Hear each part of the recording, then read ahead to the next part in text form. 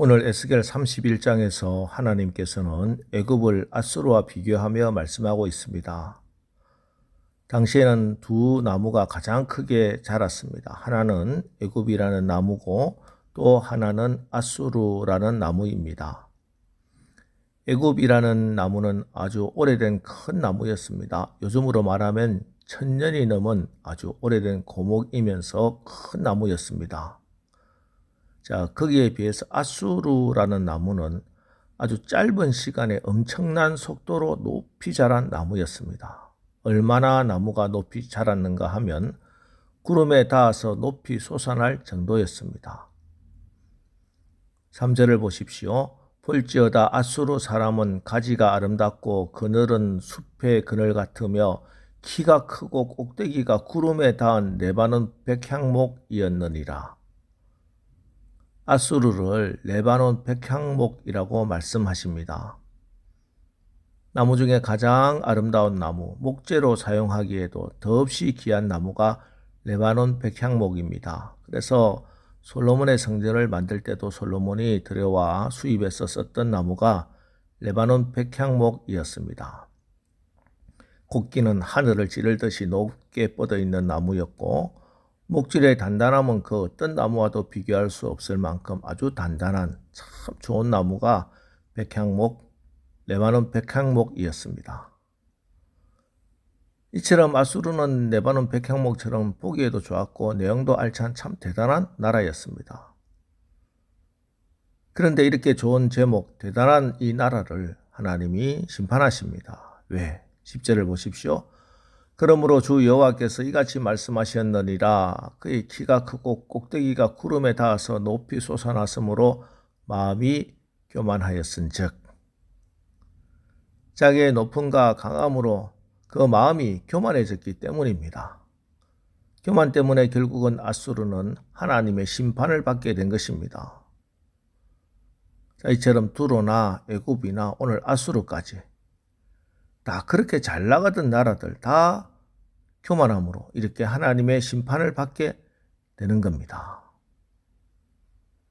사실 이 땅에 죄가 들어온 것 자체가 교만으로 죄가 들어왔잖아요. 에덴 동산에서 하나님이 아담과 하와를 내쫓으신 것도 교만 때문이었습니다. 뱀이 찾아와서 사람을 유혹할 때 그 선악과가 먹음직도 하고 보암직도 하고 지혜롭게 할 만큼 탐스럽기도 했지만 그 결정타는 이것이었습니다. 창세기 3장 5절 너희가 그것을 먹는 날에는 너희 눈이 밝아져 하나님과 같이 되어 선악을 알 줄 하나님이 아심이니라. 저 열매 먹으면 눈이 밝아 하나님과 같아질 것이다. 이 말 한마디에 그들은 그만 넘어가 버리고 말았습니다. 인간의 재성 깊은 곳에 이 하나님의 자리를 넘보고 하나님만큼 높아지려고 하는, 하나님을 넘어서려고 하는 이 인간의 교만이 에덴을 잃어버리게 만든 것입니다. 바벨탑 사건도 역시 그렇죠. 창세기 11장 4절 또 말하되 자 성읍과 탑을 건설하여 그 탑 꼭대기에 하늘이 닿게 하여 우리 이름을 내고 온 지면에 흩어짐을 면하게 하자 하였더니 그 탑 꼭대기를 하늘에 닿게 해서 우리 이름을 내자 했던 그 교만함을 하나님이 심판하시고 온 세상으로 흩어버리셨습니다. 한편 요셉의 형들이 복수가 두려워 요셉 앞에서 용서를 구하고 떨고 있을 때 하나님의 사랑과 은혜를 입은 요셉은 뭐라고 말합니까? 창세기 50장 19절 20절 요셉이 그들에게 이르되 두려워하지 마소서 내가 하나님을 대신하리이까 당신들은 나를 해하려고 하였으나 하나님은 그것을 선으로 바꾸사 오늘과 같이 많은 백성의 생명을 구원하게 하시려 하셨나니 자기가 하나님을 대신하지 않겠다.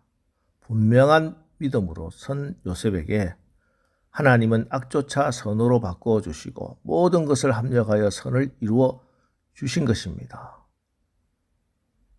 하나님이 악을 선으로 바꾸어 주시고 모든 것을 합력하여 선을 이루시기 위해서 그렇게 하나님이 일하시려고 하면은 우리가 하나님을 하나님으로 인정하고 하나님 자리에서 내려와야 합니다. 내가 하나님 자리에 탁 버티고 있으면은 아무리 하나님이 일하시고자 해도 일하실 수가 없는 겁니다. 여러분, 오늘 여러분은 어떤 마음으로 이 하루를 준비하고 이 한 주간 시작합니까?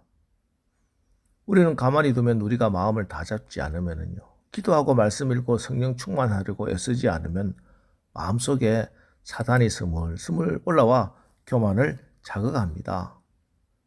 하나님 없이도 충분히 살 수 있다고. 내가 다른 사람들보다 좀 더 잘난 것, 내가 가지고 있는 재산과 우리 가정과 자녀들 내 것이라고 착각하게끔 만듭니다. 끊임없이 말씀 앞에 서서 하나님을 높이고 찬양하고 기도하십시오. 그러면 하나님이 역사하시고 하나님 모든 것을 합력하여 선을 이루시고 악조차 선으로 바꾸어 주시는 것입니다. 그때는 오히려 나의 약점이 강점이 되는 은혜가 임합니다. 여러분, 우리는 다 각자 약점이 있고 약한 부분들이 있습니다. 그런데 성경을 보면은 약하기 때문에 망하는 것이 아닙니다.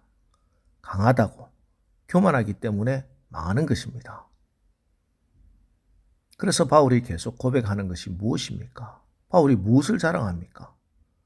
그가 잘난 것이 아닙니다. 고린도후서 12장 9절 나에게 이르기를 내 은혜가 내게 족하도다. 이는 내 능력이 약한 데서 온전하여 짐이라 하신지라.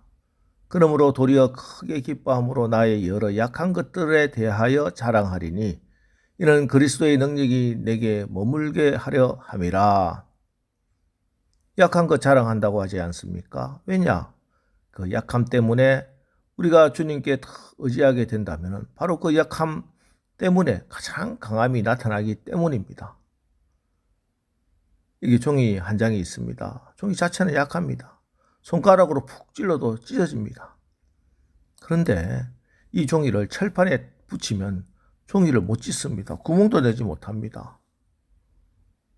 우리는 약합니다. 그러나 내가 그리스도께 가까이, 더 가까이 착 붙어 있으면은 마귀가 절대 우리를, 우리 가정을, 우리 교회와 이 나라를 찢지 못하는 것입니다. 그래서 하나님께 가까이 함이 내게 복이라고 다윗이 그렇게 노래하는 것입니다. 하나님께 더 가까이 나가시기 바랍니다. 그것은 자신을 널쳐서 복종시키는 생활인데 이것은 기도하지 않고서는 절대 이루어지지 않습니다. 자기의 약함에 대해서 철저하게 훈련하지 못한 사람을 하나님의 큰 역사를 이룰 수가 없습니다. 진정으로 하나님 앞에 자기의 약점을 고백하고 하나님께 착 달라붙는 그 사람, 그 약한 곳에서 강해지는 하나님의 능력이 나옵니다. 오늘 하루, 이번 한 주간 내가 가지고 있는 그것 자랑하고 의지하지 마시고 우리 안에 능력이 심히 크신 예수님만을 의지하고 겸비히 기도함으로 하나님께 가까이, 더 가까이 나가 하나님의 능력과 하나님의 영광을 드러내는 복된 삶을 사시기를 주님의 이름으로 축원합니다. 기도하겠습니다. 하나님, 오늘도 교만함으로 하나님의 심판을 받은 앗수르에 대한 말씀을 읽었습니다. 우리 인간의 죄성은 늘 높아지려고 하고 끊임없이 강함만을 추구함으로 교만해지려고 합니다. 오늘 이 새벽 우리가 나를 쳐서 주님께 굴복하기를 원합니다. 그래서 내가 강함으로 교만하지 않고 약함으로 비굴해지지 않고 오히려 나의 약함이 그리스도의 강함이 되는 그런 신비, 그런 은혜를 누리며 오늘 하루도 예수님이 승리하시는 그런 삶을 살게 하옵소서. 예수님의 이름으로 기도합니다. 아멘. 자, 이제 주여 오늘 하루도 우리가 겸손히 하나님 앞에 서고 하나님께 더욱더 가까이 나가 나의 약함이 예수님의 강함이 되는 그런 삶을 살게 하옵소서. 우리 말씀 붙들고 합심해서 기도하고 나가겠습니다. 우리 기도하겠습니다.